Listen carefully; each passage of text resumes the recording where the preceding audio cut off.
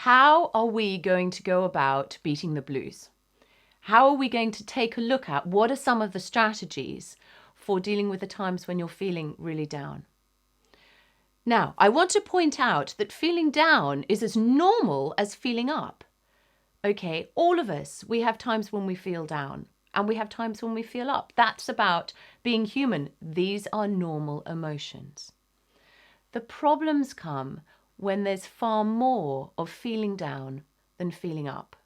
There's far more of feeling really sad than feeling really happy. And we need to then have some little strategies to say, right, how do I get myself out of this great big pond of sadness?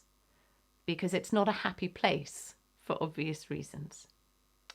Right, so first of all, let's analyze some of our triggers for why we feel down. And from a psychological perspective, we say, are they internal? Are they reasons? Are they triggers that are going on inside of us? For example, that we're not feeling particularly happy with ourselves and that inner voice is saying, you're not good enough. You know, you're not clever enough. You're not pretty enough. You're not strong enough. Are they internal triggers that are making us feel sad?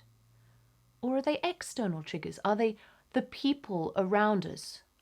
Are there people around us who are making us feel sad, or situations that are making us feel sad? And are they things that we can do something about?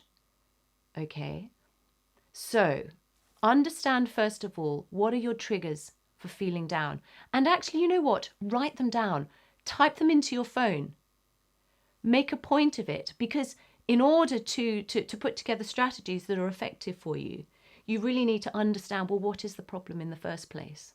And that's some of the stuff that I do in a one-to-one session. We have a look at, well, hang on, what are these reasons for it? Because sometimes we feel that there are no reasons at all. So what I do is to start with, what are the foundation strategies? What are the things that we do on a daily basis that minimizes our chances of feeling really down and maximizes our chances of feeling really positive?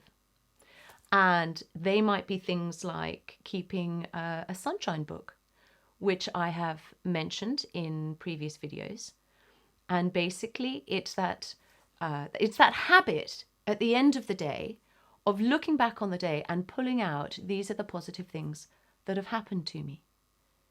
It might be just reflecting on those achievements for a moment or two, as well as writing them down and thinking, yeah, I felt really good at that moment.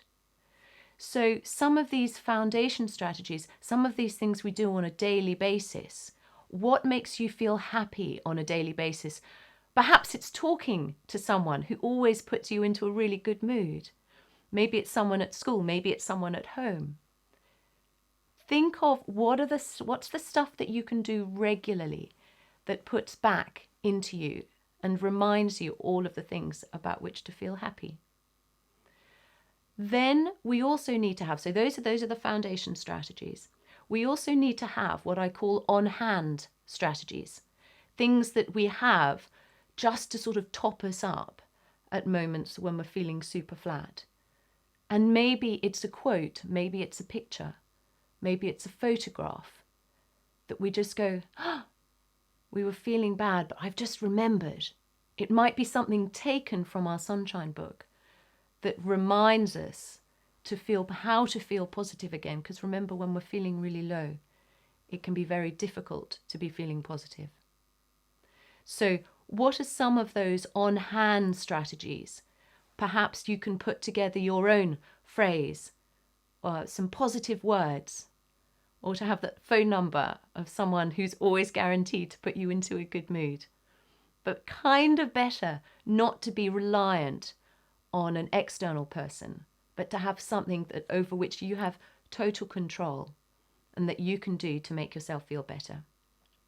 And as I say to all of my clients, if you're going to weed the garden, then you need to plant flowers. So if we're going to take out some of those negative thoughts that are going on inside of our head and some of that internal chat that's saying, no, you're not good enough. Okay, so if we're going to weed the garden, we're going to go, no, stop right there. Stop negative thoughts. And some people see a big stop sign in their head. then put in, I can do it. This is possible. I'm going to enjoy it. I'm going to succeed.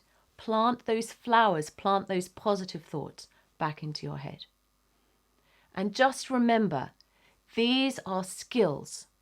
So they're going to feel a bit uncomfortable at first, but after you keep practicing them, they're going to become a part of your habit, a part of your routine, and familiar. And they're going to help you, just like learning any sort of skill. But remember, there are times that no matter all of the things we try on our own, that we don't succeed. So if you are in that situation, then make sure you ask for help. Because that's the great thing. There's so much positive research about how you can beat the blues and how you can deal with those moments when you're super, super sad. And there are lots of things that can be tried, but you may not know those. So ask for help. And if you need and you realize that you can't do it on your own, there are people there